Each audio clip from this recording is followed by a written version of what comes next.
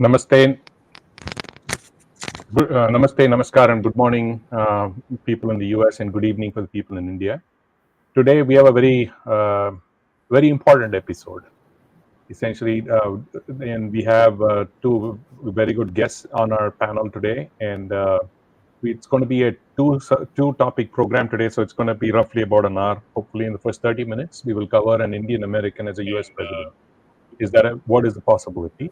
And the second topic would be about the Israel-Hamas clash. Who we have today on our panel today is Dr. Subramanian Swamy. We have Dr. Siddartha Gaur. Siddartha Gaur is a very successful businessman based out of Dallas. He is a Guinness Book holder for building furnaces based out of he runs a company called Carbonics, a multi-million-dollar company. And he has received many honors. And he is a very well-read person, extremely knowledgeable on multiple subjects across the globe. He has established businesses across the globe, negotiated big contracts with multiple organizations and governments. We are very happy to have you, Dr. Siddartha Gaur. Welcome to Words of Wisdom, Gyan Ganga. We have Sree Iyer, who needs no introduction. Maybe he needs to introduce us the way his channel is growing. At some point in time, he will start introducing us. And we have Dr. Arvind Chaturvedi. So with this, Dr. Swamy, we'll just jump right into it. And as people know, that Vivek Ramaswamy has been really improving in polls. So it's up to you to start the program. And then we can take the second subject as a segue from the first topic, Dr. Swamy.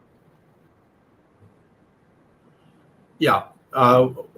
I would deal with both topics in my introduction. Yes, sir. Just give a brief introduction on both the topics, and then we will start with the U.S. president, then jump into Israel.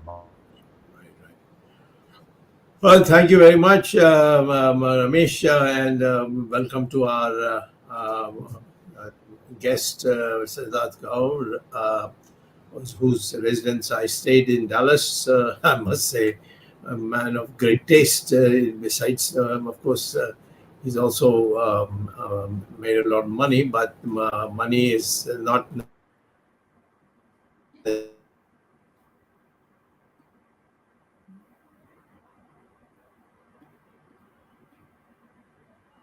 Sorry, folks, we might have some interruptions today. Oh, sorry, the Dr. Swamy is got that taste. Yeah. Now, the question about the Indian becoming a U.S. president, it's now compared to what it was when I was in the United States for the whole of the 60s. And of course, in between after that, I came periodically to the United States. The situation has undergone such change that I find Indians in such different positions.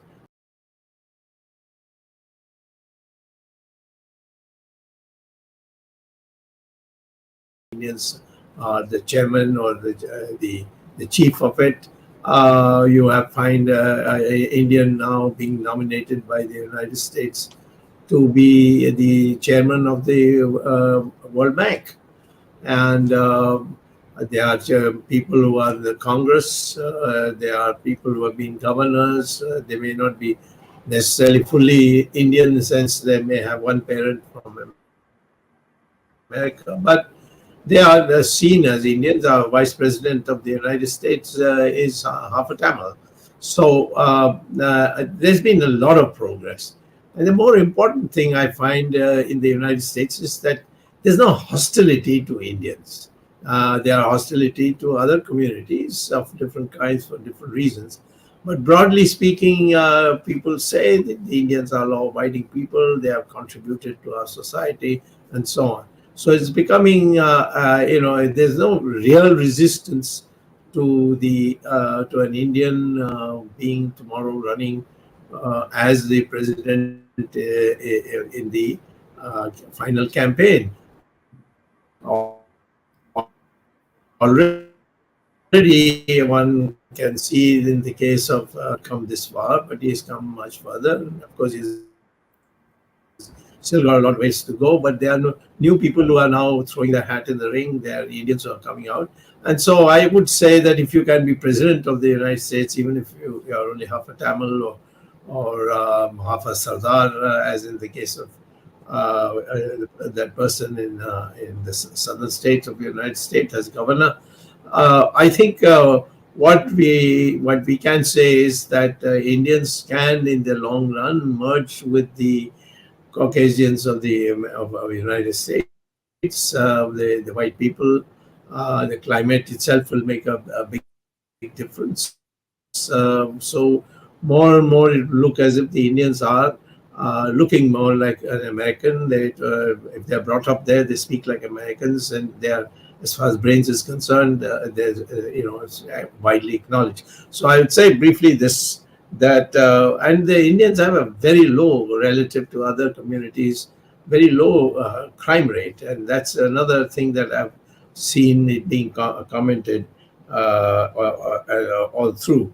And of course, the Indians learn English very easily, and they come from India having full knowledge of English, fluent English. As good students and write good essays in English. So there are lots and lots of advantages. And of course, the Indians at the moment in the United States are not people who wish to enter politics, take the risk of coming to politics. There are very few, but there are increasing numbers, growing numbers. So I do expect that if not this decade, but certainly from the next decade, you will start seeing Indians becoming president of the United States and accepted. So this is my first point in terms of this matter of whether Indians, you can expect an Indian US president. And imagine there's already a prime minister who's an Indian in the and there's also Indian in Mauritius, there's Indian in Trinidad, there's Indian in Fiji. All over the world, they are there. But to be in the United States and United Kingdom and so on, Indian heading, that is a tougher task, but that's also happening. So I think all in all, I would conclude saying that yes, it is only a matter of time before an Indian becomes the United States president. I don't think there's necessarily he will be pro-Indian. There's no need. His first priority has to be the United States interests. And if they can merge with the Indian interests, of course, then there's nothing could be better. But the fact of the matter is, merely because an Indian becomes the United States president, one should not assume that the United States would become pro-Indian. So let us not overdo this from our Indian point of view of making out as if Indian becoming prime minister is something that will make the United States more akin to India or more close to India. So this is one part. The second part, which is now suddenly posed upon us, is the Hamas attack on Israel. That's not new, the Hamas attack, but this was a comprehensively orchestrated one where the Israelis could not foresee this happen. They couldn't block it. I think the Israelis had a bubble, and that bubble also doesn't seem to have worked to cover the vast areas of Israel.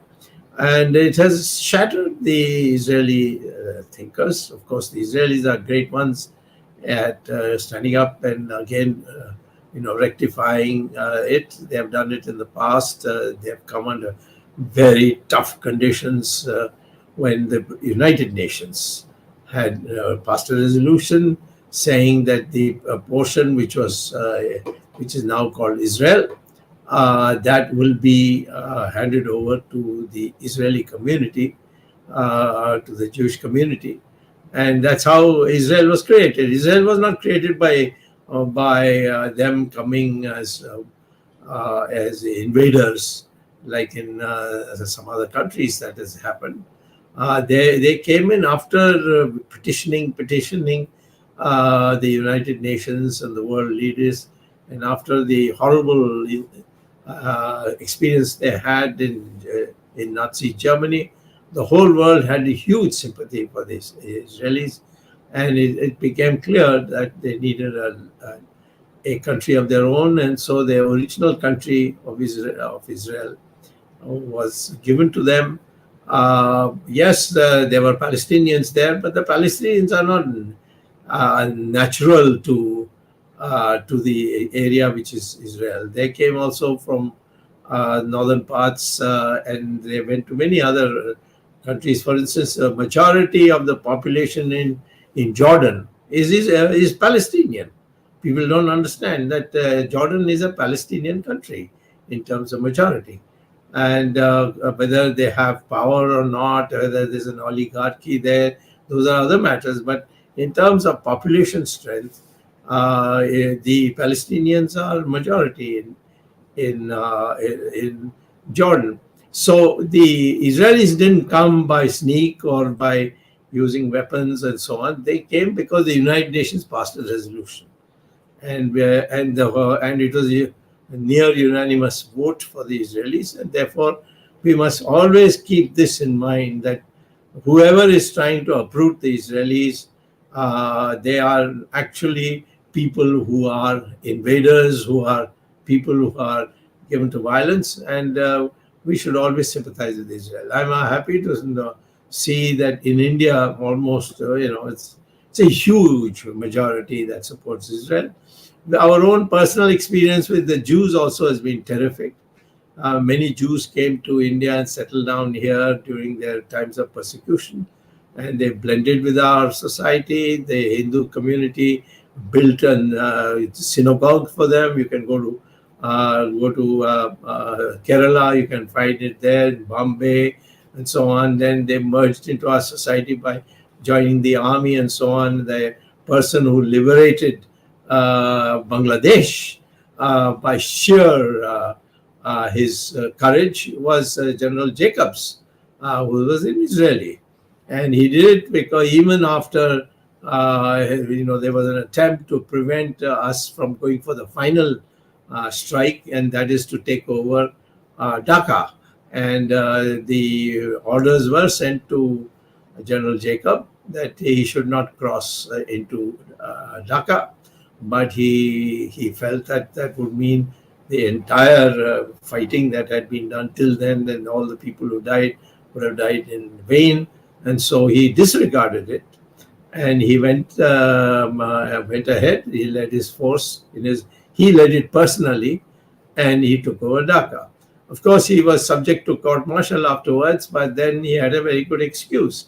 He said that Malik Shah's instructions not to take over Dhaka couldn't be delivered to him because there was no electricity in Dhaka, and therefore he could not obey his thing, and that's how he came out of it. Later on, the BJP made him a governor, and then of course he got lots of medals and so on. He was a decorated person in that. So we have Israelis, and if you go to Bombay, you will see a lot of Jewish influence in our thing, and the Swami Dayanand Saraswati once had called a meeting of their senior-most rabbi in Israel to India, and I was also invited to that conference.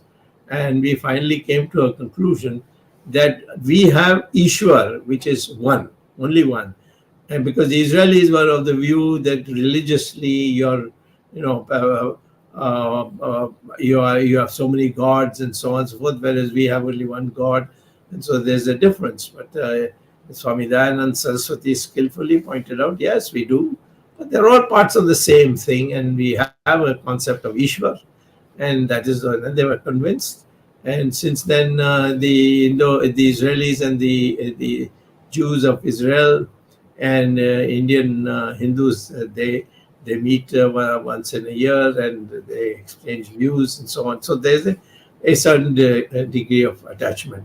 The other degree of attachment is right from 1948, after the Israelis formed their own government. The Israelis, in some way or the other, have been helping us in our war effort, whether it was the 1948 Kashmir War, whether it was subsequent later on when the Chinese attacked us in 1962, or the Pakistanis in 65 and 71. The Israelis provided us spares. The Israelis,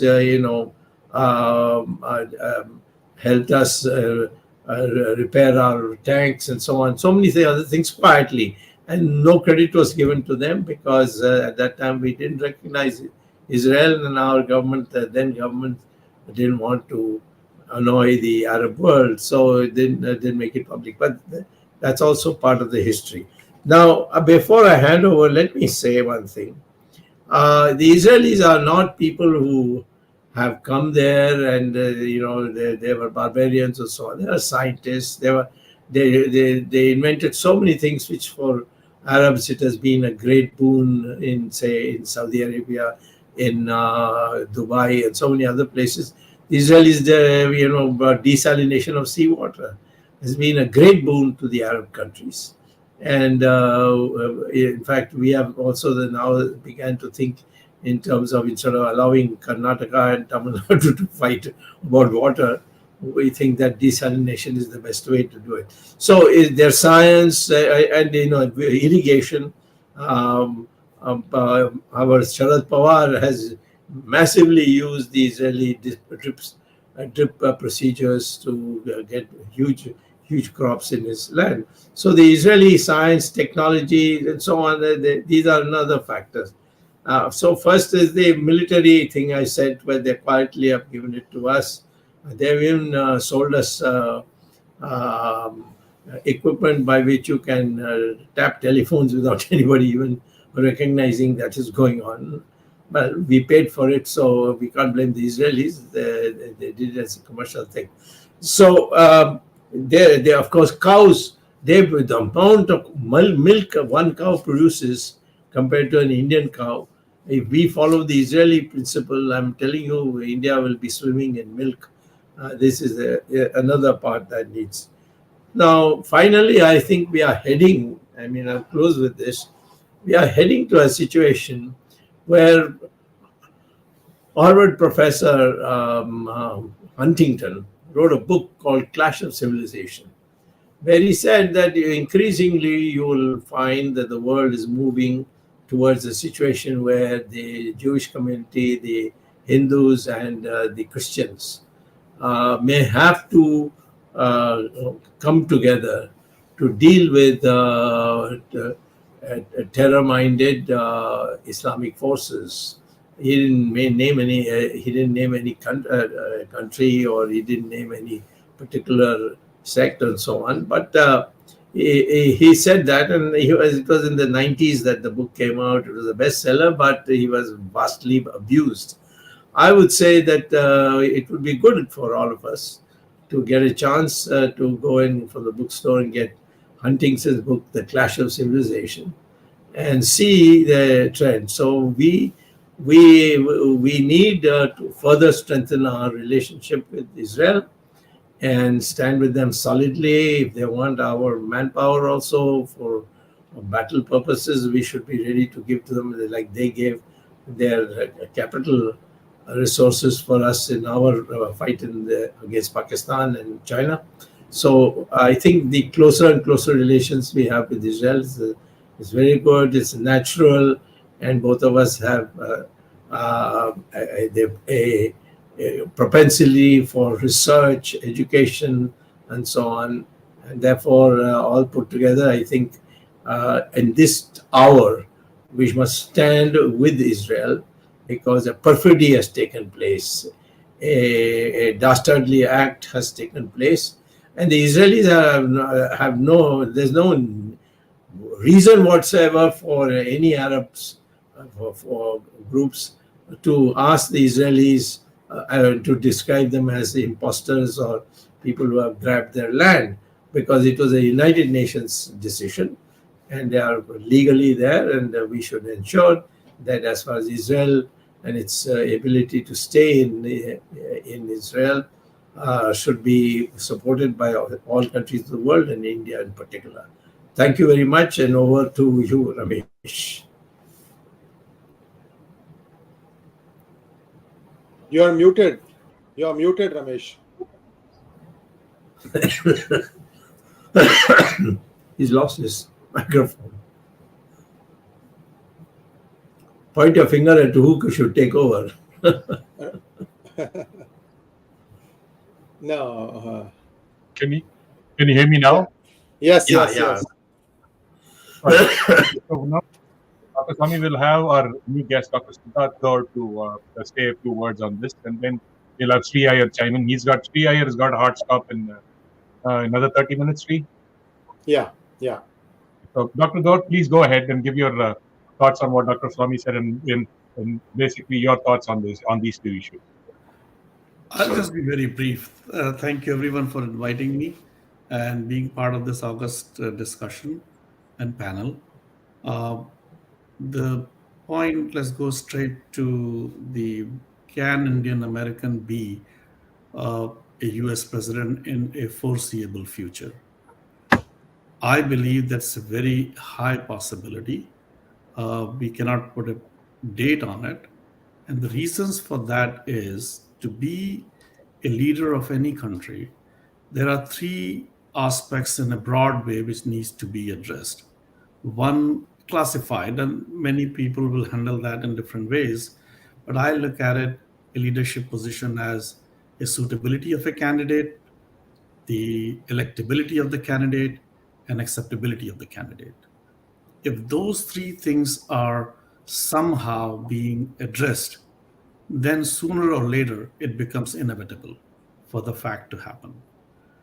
In this particular case, if you go for the suitability of an Indian origin American to be suitable for the high office, in my opinion, the reasons, few points are the Indians who are raised over here, our kids, the next generation, coming from India, we have instilled in them democratic values compared to many other ethnicity. We have instilled them very high level of family ties, which is very strong in any American election. Any president who goes up has to tell how strong family ties are there. There is a level of entrepreneurship, which they like in their leadership. And we are proponents of, the candidates are proponent of level playing field. There's no entitlement requirements. Other ethnicities have required or used the crutches of entitlements. Indians, as Dr. Swamy said, have never done that, have been standing on their own 2 feet because of their own talent. And that is very respected in this society, which is land of opportunity. Along with that, one of the issues which comes in suitability wise is that when you bring a different culture, are you going to be imposing that culture or your beliefs, or will that be your personal faith or personal belief? The question was raised by Kennedy when he was elected, that if you become president, you being Catholic, will US be now guided by Pope or Vatican? And Kennedy said bluntly, faith is my personal issue. That will not interfere with my decisions and my outlook towards the presidency. Same thing when, and we will touch that later on, when Henry Kissinger was asked by Golda Meir that will you support during Yom Kippur aggression, Kissinger said, I'm first a state secretary of state, second an American, and third a Jew. Basically saying that Indians do not have any hidden agenda when they come to that regarding their faith or their nationality if they are to be chosen to be the head of the state. I think those few of them, there are many we can go through because of time limitation. I think that can be classified as a suitability of an Indian origin person to be suitable for high office. If you go to electability, if you look at the demographic distribution of every ethnicity, there's a large distribution of them either identifying with one party being a Republican or the other party being a Democrat. However, you will find Indian American origin people to be evenly distributed on both sides of the aisle. You will find people who have strong beliefs on the Democratic side, and you will find people who have strong beliefs on Republican side, which means that we can have candidate from either party. It doesn't matter which party we are coming from, which basically means an Indian origin has a chance from both sides of the aisle to be at the high office. And if you go through that process, US elections are run by Electoral College. I do not know how many people are familiar with that in India, but it's basically run by 6 swing states: Ohio, Michigan, and a few others. I don't want to go into detail because other than, but if you are a nominee, 40% of your votes have been taken by just because you're a nominee. The Democrats will vote around the party lines, Republicans will vote along the party lines. The presidency is clinched by if you can reach across the aisle. And Indians are seen as a bridge builder. Like Indians can easily, from Democratic side, can easily appeal to what you call Reagan Democrats. And if a candidate is from a Democratic side, he can easily reach as a bridge builder to the Clinton Republicans. And that aspect of being able to bridge builder will bring them to reach that finish line compared to any other ethnic population which is here in US, instilled in democratic values. Then comes the question of, these are electability issues. If you're going to a politics, you have to find, yes, you have your viewpoints, but are you electable? And I think those qualities put Indian origin American in a very peculiar or unique advantageous position because of that behavior of the immigration diaspora over here. The third aspect is the acceptability. So if once you're elected to the office, are you acceptable to the population? So for that, going back to the first suitability criteria, because we do not have any hidden agenda, the mass population can believe us to be honest representative of their motherland. Like the Prime Minister of England, he being a Hindu openly, I don't think so, minus some few people, English people generally believe that he will represent the cause of England at the World Forum with full duties towards England. And that can be expected by an Indian origin person, because in our trade as a Hindu faith, we are like motherland. We serve our motherland. Whichever the motherland is, we adopt the people, the land which gives us the opportunity, we serve that. And therefore, we will not be considered as that if an Indian American becomes over here, that he will do things in favor of India more rather than US. And therefore, his acceptability in US population is much higher.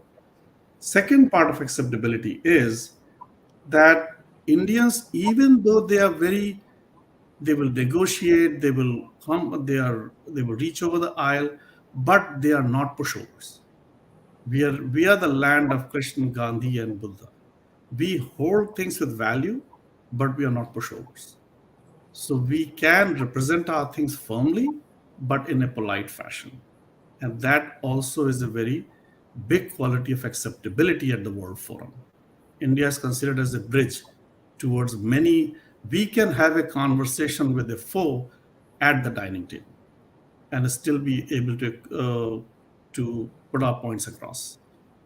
And lastly, in that view, America has been a land of futuristic opportunities. The Kennedy syndrome, like he gave us the thing of we will reach the moon. Indians being entrepreneur and part of high professional education do provide that futuristic growth to the American population and to the globe. And I think, broadly speaking, I don't want to go into too much detail, those reasons at least instill in me the confidence that an Indian origin American can, in a foreseeable future, be suitable, electable, and acceptable to a large American population, in my humble opinion. Thank you, Dr. Gaur. Sree, the floor is yours now, and then we can just move over to quick Q&A after that. Namaskar. Thank you so much for giving me the opportunity to share my thoughts about an Indian American becoming a US president, as well as the ongoing Israeli-Hamas conflict. VHS viewers, it's always a pleasure to an honor to be part of you. I've always considered myself as a family. In fact, I must say my naman to Dr. Subramanian Swamy. Recently, there was a small victory that we in California got. That was to get the governor of California, Gavin Newsom, to reject a caste discrimination-based bill called SB 403. It was based on lies, hate, and it was just flawed, let's put it this way. And it was whatever they were trying to pass was directly aimed at a particular ethnicity, and it would not have been possible if it was not for some of us who believed in the principles laid out by Dr. Swamy in Virat Hindustan Sangam. Remember, VHS is a non-political organization, and Pandit Satish Kumar Sharma and myself, sir, we did all these things because we knew what you taught us, and I have to say this thing because there is so much crap that gets thrown at you, and they don't understand the brilliance of how you think and approach issues, and this is where people need to pay attention. Dr. Swamy has many dimensions. I'm sorry to go on a rant here on this one. He has many dimensions. It's which one you pick that you will benefit from. So let's get back to the topics here. Indian American US for a US president. There are lots of contenders. Dr. Gaur took a top-down approach. I'm going to take a bottom-up approach to try and talk about a few candidates who all look very promising. And some of you may agree with me on what I'm saying about them. Some of you may disagree with me. Please feel free to comment. First off, the first person who is the closest to the presidency is, of course, Kamala Harris. She is risen through the ranks very quickly, and now she is a vice president. It's possible that she could become the president even as early as tomorrow if something were to happen to President Biden. How she is going to be as an administrator, as a governor, has to be seen because she has not had any administrative experience. So I'm going to differ right now on how she will work as a president should she be elected. Next, the person that I see closest to this is Ro Khanna. Now, a lot of you are going to say, oh, wait a minute, this man didn't really support Hindus.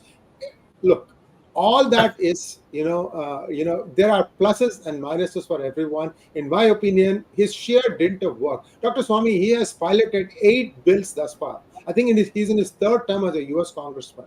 8 bills. And there are some things that he has helped India also. Like, for example, getting a waiver on CATSA sanctions. What I'm trying to say is this man also has a lot of dimensions. You need to understand the full person before you pass judgment. Another one who's doing great job is Congressman Radhakrishnan.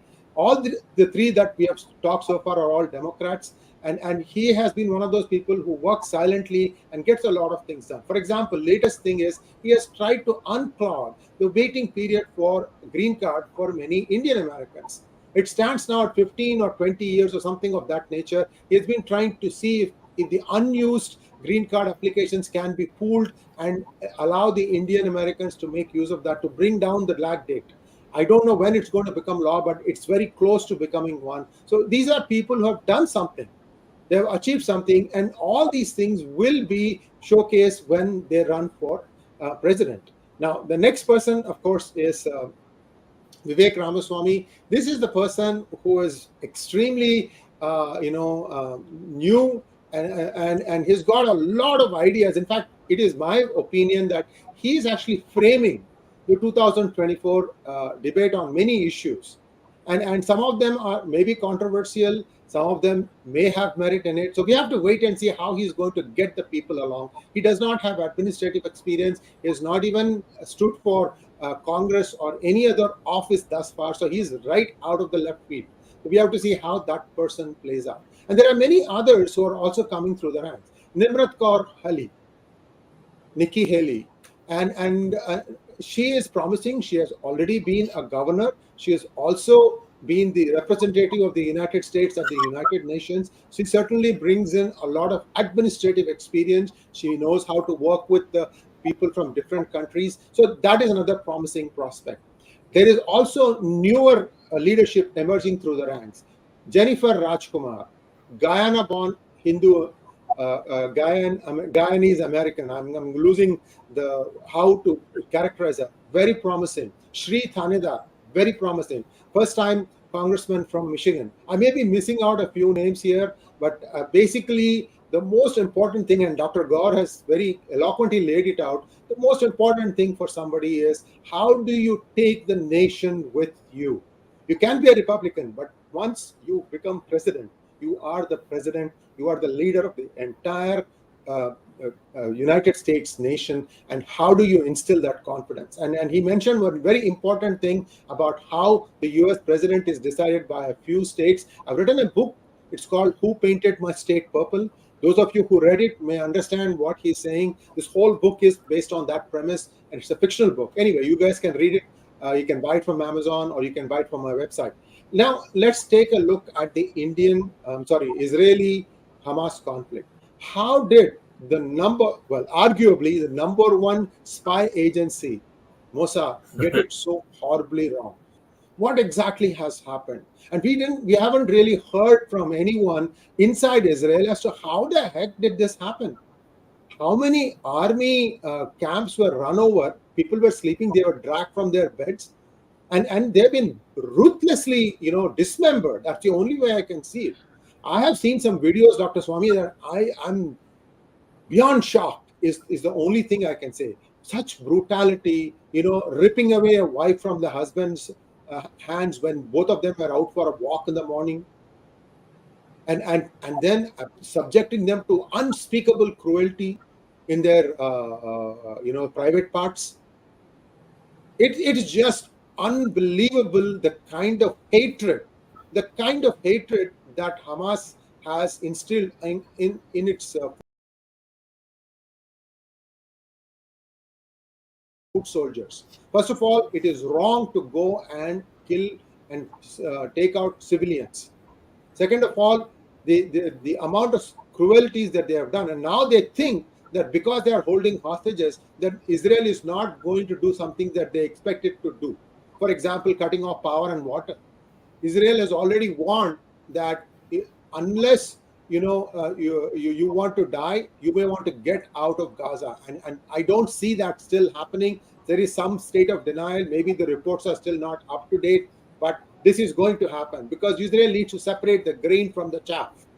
And I'm told the number 2 Hamas leader has already been taken out. Number 1 guy sitting in Qatar, and it's just a matter of time before something happens there too. I'm just predicting. Israel does not forget, it does not forgive. But all through this, what exactly has been the intelligence in Israel doing? That is a question that is uppermost in my mind. I'm sorry to say that I don't find any answers. Is it possible that an unknown new actor was behind this? Somebody that you don't suspect them. Is this the reason why what has happened? So this is where things stand. I'm sorry, I'm kind of running a little bit, but I just wanted to put my thoughts on the table and try to cover what Dr. Gaur had not covered. So hopefully this stops here, and I'm done with my part. Dr. Swamy, I'll just quickly jump in because one of the most important questions that's going around, even some of the Republicans have accused, that Biden had sent $6 billion to Iran, and even a couple of millions, I think, Sree, even a week ago or a few days ago. Yes. And is that money being used?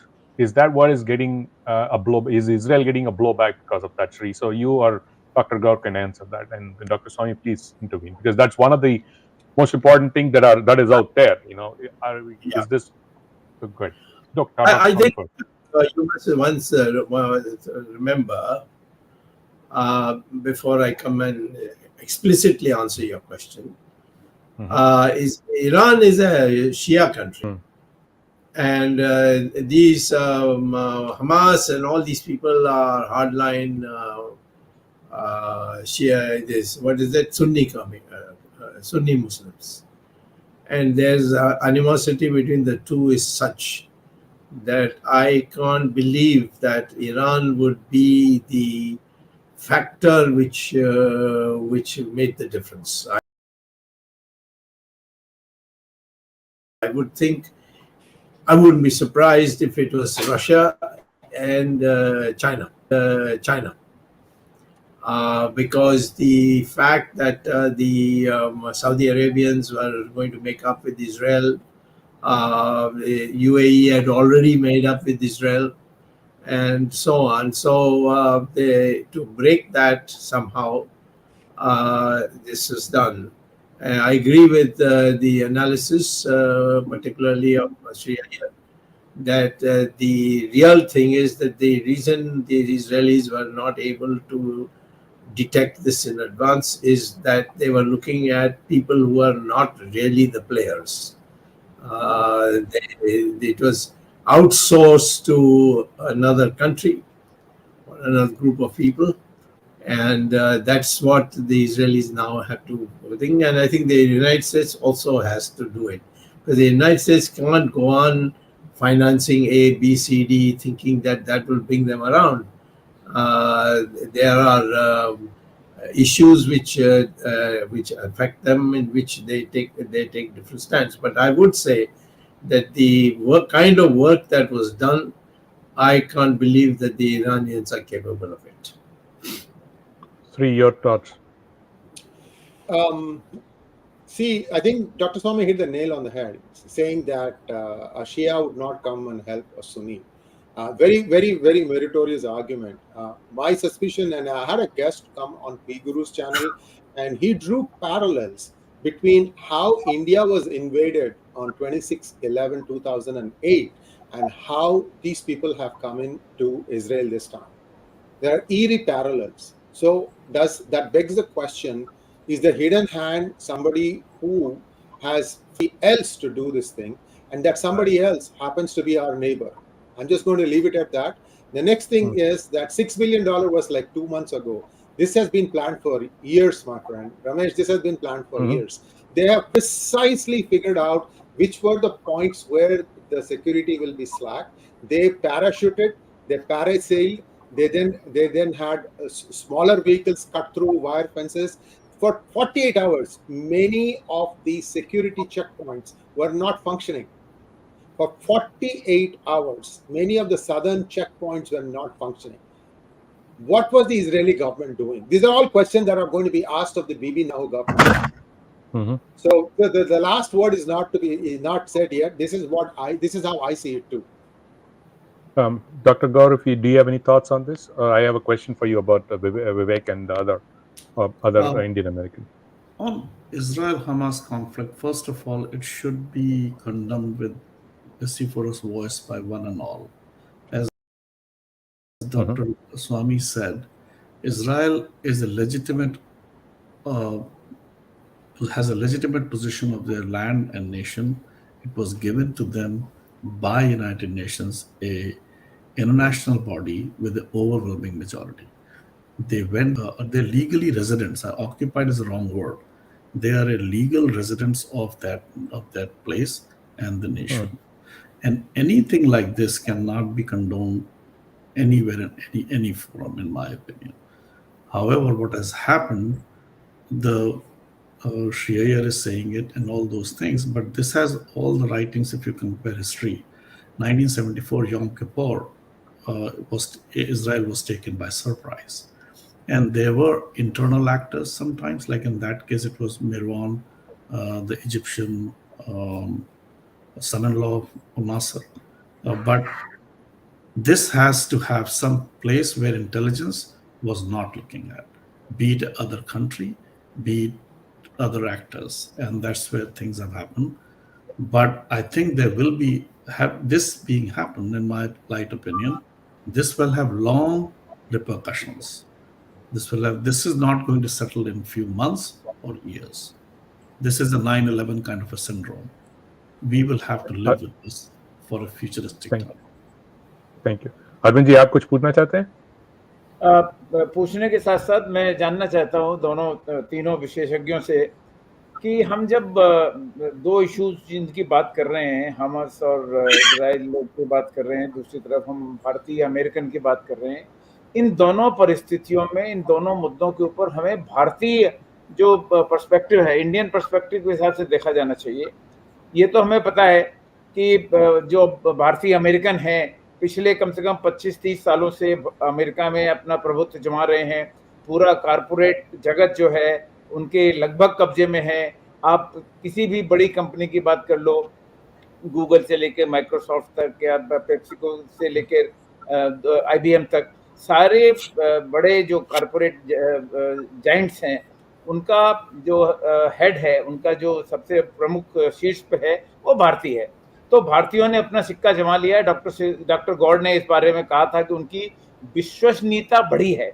He said उनकी acceptability बढ़ी है। ये बात सही है, पहली बात। दूसरी बात कि चाहे वो डेमोक्रेट्स हों चाहे वो रिपब्लिकन हों, हमने दोनों तरफ देखा है कि बराबर बराबर, अब उन्होंने कहा 50-50, बट मुझे एक सर्वे जो मैंने देखा था कोविड के पहले जो सर्वे हुआ था, पिछले इलेक्शन के टाइम में सर्वे हुआ था, उसमें था कि 72% इंडियन अमेरिकन, भारतीय अमेरिकन के 70 से अधिक प्रतिशत के लोग डेमोक्रेट्स के साथ थे और 20-22-25% लोग रिपब्लिकन के साथ थे। हालांकि भारत में हमारे मोदी जी ने जरूर डोनाल्ड ट्रंप के बारे में बहुत बड़ा विशाल स्तर पे एक ट्रंप इज कमिंग बैक और व्हाटएवर मीट जो उन्होंने की थी, उसका कोई फायदा नहीं हुआ। लेकिन ये जरूर है कि भारतीयों को, भारतीय अमेरिकन जो पॉलिटिशियंस हैं और कैरियर पॉलिटिशियंस खासतौर से, उनको एक प्रकार से बल मिला, सपोर्ट मिला। लेकिन हम अगर देखें कमला हैरिस जो हम वहाँ की उपराष्ट्रपति हैं इस समय वर्तमान में, और जो दूसरी तरफ जो हमारे विवेक रामास्वामी की बात हो रही है, और अब इस बार तो नहीं है, पिछली बार गवर्नर बॉबी जिंदल भी रेस में थे, और दूसरे लोग जो भारतीय जो दोनों तरफ रहे हैं, उनका स्टैंड जब भारत से संबंध की बात आती है तो कहाँ है? कमला हैरिस ने कौन से मुद्दे पर भारत का समर्थन किया है? अगर हम चुनाव की बात करें, जो बाइडेन का जो चुनाव था उसके पहले की भी बात करें, तो हर मुद्दे पर, कश्मीर के मुद्दे को समेत, कमला हैरिस का स्टैंड भी भारत के खिलाफ ही रहा है। तो जब हम भारतीय अमेरिकन की बात करते हैं और फोर्सिएबल फ्यूचर की हम बात करते हैं कि हाँ, भविष्य में ये संभव है कि कोई भारतीय अमेरिका का राष्ट्रपति बन जाए, बहुत अच्छी बात है, हमें खुशी होगी, क्योंकि हमारा संबंध, उनका संबंध भारत से किसी न किसी रूप में रहा है। लेकिन जब भारत के हितों की बात आती है, when it comes to the interest of India, do they stand with India? That is the question. May I? Yes. Yeah, Arvind ji, doctor Henry Kissinger, जिनसे मैं अधिक चीजों में मानता नहीं हूँ, लेकिन उनकी जो तुलना है वो सच है। पहले हम मानव हैं, उसके बाद हम कोई देश के निवासी हैं, उसके बाद हम कोई राष्ट्र के वासी हैं, उसके बाद हमारी ये मातृभाषा है, उसके बाद हमारी ये रिलीजन है, क्योंकि ये this is the world order. इसी तरह से देखेंगे जो भी यूएस के प्रेसिडेंट बनेंगे। तो अब मैं जो भी है, इवन क्योंकि पहले जब आपका क्या होता है, आप किसके लीडर हैं, ये तो बहुत ही आपको क्लियरली आपको मानना होगा। और ये सब चीज इसीलिए यूएस में इतनी प्राइमरीज में इतनी इंपॉर्टेंस दी जाती है, क्योंकि सबको एक उनकी पूरी चीरहरण होती है in terms of their career. तुमने उस दिन उसने वहां क्यों ऐसा कहा, तुमने 7वीं कक्षा में वो एक लड़की से साथ तुमने कुछ आर्ग्यूमेंट की थी इस डिबेट में, ये तुम्हारा गलत, 7वीं कक्षा में उसने किया था, ये भी निकाल कर बताएंगे आपको। तो ये प्राइमरी सिस्टम जो है यहाँ पर बहुत ही शेक डाउन करती है। जो इन सब चीजों से ऊपर उठकर जो सामने प्रस्तुत होता है, वही प्रेसिडेंशियल नॉमिनी बनता है। तो मेरा ये मानना है कि भारत की जो सभ्यता है, जो संस्कृति है, जो सनातन धर्म सिखाती है आपको, ये इनके अंदर कूट कर भरा हुआ है। अब देखिए, विवेक रामस्वामी 2-4 तमिल बातें भी बोल लेते हैं, वो पालगा टैम्ब्राम में। तो आप देखिए, इतने साल रहकर यूएस में अभी भी अगर आप 2-4 शब्द बोल सकते हैं, तो आपको समझ आती है कि कितनी उनके अंदर वो जो सनातनता है उसके अंदर भरी है। लेकिन तो उससे क्या होगा, जब भी एक निर्णय का समय आएगा, तब वो वसुधैव कुटुंबकम, यानी the world, what is going to help the world, इससे सोचेंगे। मेरा ये मानना है। सही है। Doctor Gaur, Dr. Gaur, your thoughts? I will second जो श्री अय्यर जी ने कहा कि जब भारतीय मूल का व्यक्ति कहीं पर अपने को स्थापित करता है या उसका नेतृत्व करता है, तो उसमें वो हमारे सनातन धर्म के हमारे जो मूल विचार हैं उनके बेसिस पे वो वहाँ पे काम करता है। तो हम उसको इतने नैरो से नहीं देखें कि वो भारत के लिए क्या उस समय करेगा, पर वो हमारी संस्कृति के पे अगर वो लॉयल है और उसके बारे में वो विचार बता सकता है लोगों को, तो वो विचार सारी दुनिया में फैलेंगे। और इस तरह से चाहे वो विचार भारत के खिलाफ ही क्यों ना हो, उस मोमेंट पे लग सकते हैं, पर एज लॉन्ग एज वो हमारे जो मूल विचार हैं उनसे बिल्कुल उन पे आधारित है। अगर उन पे आधारित है तो एक विश्व जो है वसुधैव कुटुंबकम, ये विश्व उस संस्कृति से चलेगा तो मेरे ख्याल से बेहतर जगह पहुंचेगा। क्योंकि आप अगर कोई भी व्यक्ति को अगर कोई दूसरा आदमी अपना नेता मानता है तो वो मानना चाहता है कि आप मेरे इंटरेस्ट को आगे बढ़ाओगे, आप दूसरे पक्ष से नहीं करोगे। उधर के लोग वो पक्ष करेंगे, पर दोनों तरफ के लोग अगर सनातन बेसिस पे चल रहे हैं और वही थॉट प्रोसेस उनका है, तो एक ऑनेस्ट ब्रोकरिंग होगी। ये मेरा सोचना है। जो भी भारतीय मूल का व्यक्ति आएगा, इसीलिए उस पर ट्रस्ट करना बहुत आसान है कि वो कभी हमारा रहकर दूसरे साइड की बात नहीं करेगा। ये मैं भी इसी राय मूल के बारे में नहीं कहा जा सकता। सॉरी, मैं भी इसी राय का हूँ कि हमें सिर्फ इस पर संतोष होना चाहिए कि एक भारतीय बन गया है, परंतु वो हमारे पक्ष में है नहीं पक्ष में है, ये हमें देखना नहीं चाहिए जो उनकी हित में, क्योंकि वो वास्तव में अमेरिकन लोगों ने ही उसको चुना है।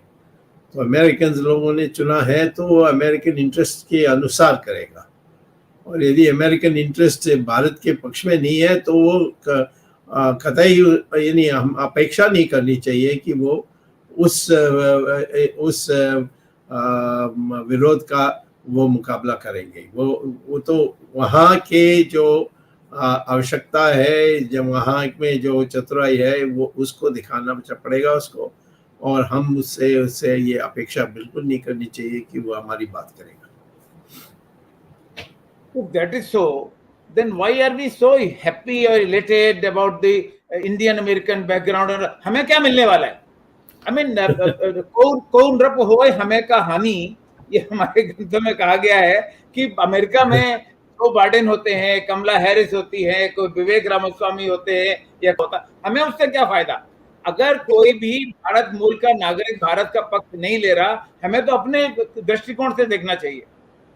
हाँ, नहीं, इतनी तसल्ली है कि वो भारतीय का जो क्या कहें, उसकी जो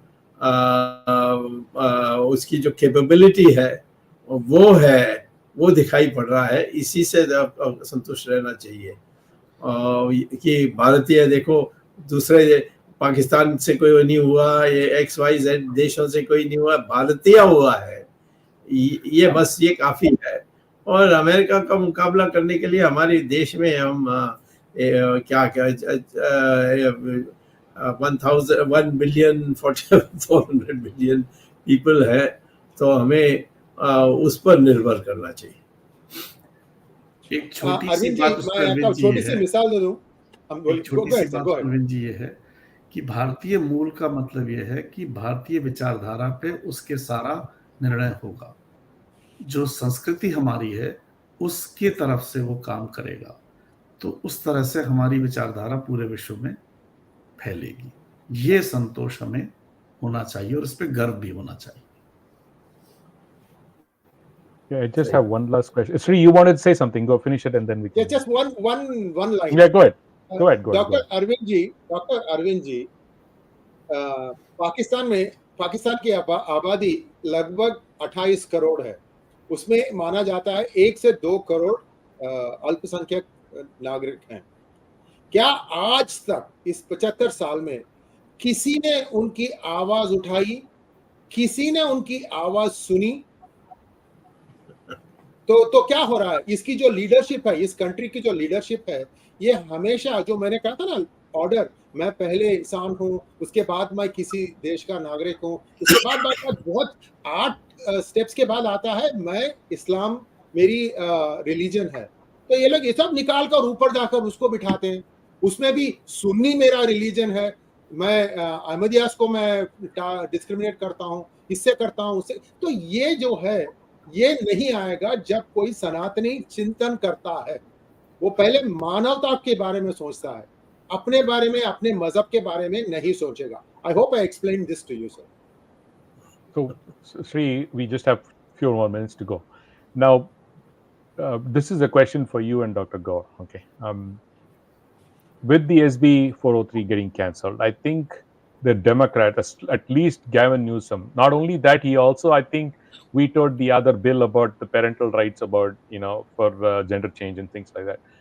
Do you think this quote unquote woke agenda has driven more Indian Americans towards the Republican Party or not?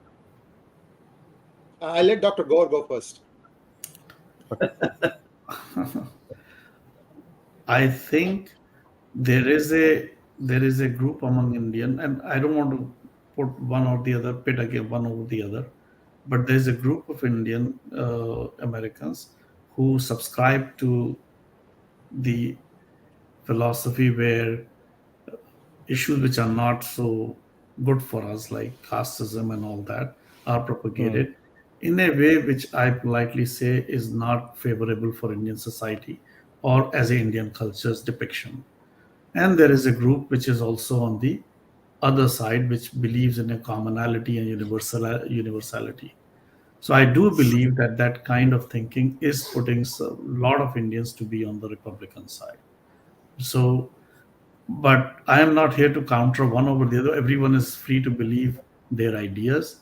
All we have to do is, in a scholarly way, counter their arguments and show that where we are may be the right side. And all of us are very happy that the governor vetoed this bill.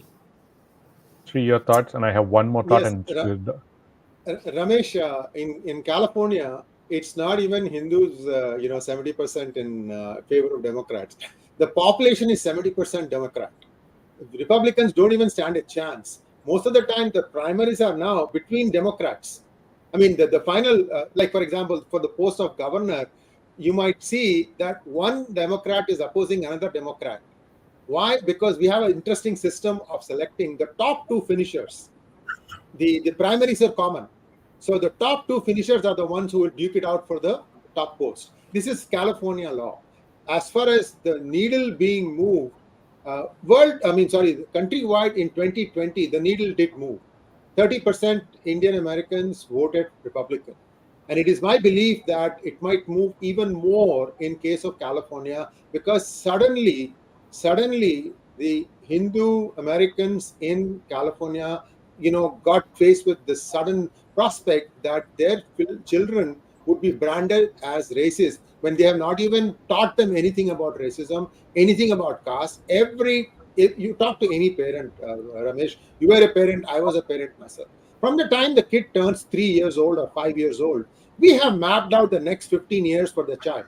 You will do this, you will do this, you will do this, you will go to this school, and on, so on and so forth. And in this, there is no room for any kind of discrimination. You are telling the child, you are special. Think of yourself as special. See how you can excel. This is how we have taught our children. The one thing that we did not do, which is what is coming to bite us now, is what is great about Sanatana Dharma. This part has been left open. I mean, people may learn some Indian arts, Bharatanatyam or music or tabla or something. Core culture values, that's what you're talking about. Core culture, yeah, that core culture value. Why am I a Sanatani? This question has not been answered by the parents. It's a parent's fault. And I'm included. I blame myself also in this. So we have to wait and see, Ramesh. I think there is a needle move. And because I'm just seeing so much feedback when I see people on the streets and things like that. But it's just work started. I need a lot more help from many like-minded folks to grow this message, to become even more, show people what exactly is the truth. Dr. Swamy, one last question to you. Yes. What is the stake for Israel going forward? I think they are going to go all on offensive. And what should India's position be? and then we can conclude. I'll take the second one first. Okay. There's no country which has helped us in crucial issues, particularly in terms of intelligence, in terms of weapons, in terms of spare parts, and so on, than Israel. And there is no cultural conflict between the Israelis and Indians. Absolutely. And so whenever Jews lived in India, they have all been appreciated by the people because of the services they've rendered. So Israel and India being not for each other would be, in my opinion, a disaster and should not be tolerated. And but Israel is a target for a much larger grouping than simply Sunni Muslims. What I would say will come out ultimately in this is there are at least 3-4 important nations which have planned this thing and have got it. And therefore, the Israeli intelligence also wasn't looking at them. It was looking at basically the Hamas, and the Hamas was not doing the brain work for this activity. Okay, Doctor, and now as some of the viewers might not know, in fact, Israel established its first quote-unquote embassy in Dr. Swamy's house, and the first visa was issued, and Yes. from Dr. Swamy's house, not another building. And they hoisted the flag on government accommodation. Yes. Arvindji, please conclude. Now, I have one more question to the panelists. No, Sree, sorry, Arvindji. I have to leave sorry, now. Arvindji, I'm so sorry. Okay, I have to beg your forgiveness. Okay. It was wonderful being part of this Thanks, panel Sree. discussion, and we will Thank talk you, to you thank you, again Sree. next time. Namaskar. Thank you, Shrey. Thank you for being with us. Go ahead, Arvindji. The question then I can ask to Dr. Swamy and Dr. Gaur. The question is, we have had for more than 1 year the Ukraine-Russian conflict, NATO on one side and China on the other side, and there's so many countries taking a stand. India, of course, decided to be Nirgut. India did not take a stand on Ukraine-Russia war. But if it happens between Philistine, Palestine, as they call in English, Hindi में Philistine कहते हैं, तो Palestine and Israel conflict, of course, we have had Indian prime ministers taking open side with Palestine also. You know, Yasser Arafat was a great friend of Mrs. Indira Gandhi at one point in time. And, you know, Yasser Arafat even called Mrs. Gandhi his sister. I mean, that's a different story altogether. But for a few years now, we have on Israel issues. So I have not seen in the last 2 days whether Indian government has taken an official stand or not. But my question to Dr. Swamy and Dr. Gaur is that whether this added conflict between Palestine and Israel, where several countries, including America, has taken a stand, and as I say, China has been instrumental in this attack. So will it lead to World War III, or will it increase the chances of World War III? World War III is out of the question because it would mean nuclear war. It will automatically degenerate into that. That I don't think that I have not seen anybody articulating this. Now, as far as India is concerned, with the earlier point you were making about, there was a ideological, political commitment that we must win the Muslim vote, and the vote is to get sabash from, or a pat on the back from Muslims abroad, and that, by the way, didn't include Iran. Mrs. Gandhi never wanted to have anything to do with Iran because it's a Shia thing, and the Sunnis were dead against the Shias. So these, as far as we are concerned, the growing consciousness of Hindus to Sanatana Dharma and so on, we have to be on the side of the Israelis. because the side which is against Israel is never going to be for you. Correct. Arvindji, you can conclude. Okay. This is more than an hour now. But as you said, these two are the contemporary issues which everybody is concerned about. And even the first question that I have been raising about Indian American participation, I have been thinking from the Indian angle. Indian perspective for me is more important than the geographic background of the candidate in the US election. I mean, and of course, he echoed the feelings of Sree Iyer when he says that Sanatan Dharma is more important or Vichardhara is more important. No, I don't think so. I mean, maybe I have a right to differ. We have had Udayanidhi Stalin, he is also Indian. Swami Prasad Maurya is also Indian. I mean, being Indian is no guarantee that he will carry the Sanatan Vichardhara. That is for sure. So therefore, irrespective of whether we have somebody from Republican side, including Kamala Harris, if something happens to Joe Biden, or if we have in 2024, if we have somebody who is from Indian side, it doesn't really matter whether the origin is Indian. But if he's not in favor of India, for me, it is of no use. Thank you very much, Dr. Gaur, for being with us. Thank you, Dr. Swamy, for being with us. I already thanked before departure to Sree Iyer. It was a great contribution. And this, both these topics, Israel as well as the Indian American in US election, is both important for us. We are looking forward to it. And of course, for the second issue, the government of India must take a very clear stand and side with Israel. It has been the stand of Indian government for some time, but we do not know whether the appeasement to Muslims in the elections, because the elections are coming in Rajasthan, Madhya Pradesh, Chhattisgarh, and other places, Telangana, where Muslims also have a sizable vote bank. So, if in the interest of the vote bank, Modi government does not take a very clear stand on the Muslims, because we have seen the Indian Muslims, by and large, and Dr. Swamy will bear me out, by and large, Indian Muslims are not in favor of Israel. And also, by and large, they're not in favor of America. That's a different issue. But anyway, so thank you very much for being with us. Thanks, Ramesh Swamy, for being with us. Today, Jagdish could not join because of the internet speed. Thanks the technical team led by Ashish Shetty, Gadgi Rakesh, Ishwar Iyer, Swaminathan, Tejas Navalgul, Vishal Mehta, Najesh Nair.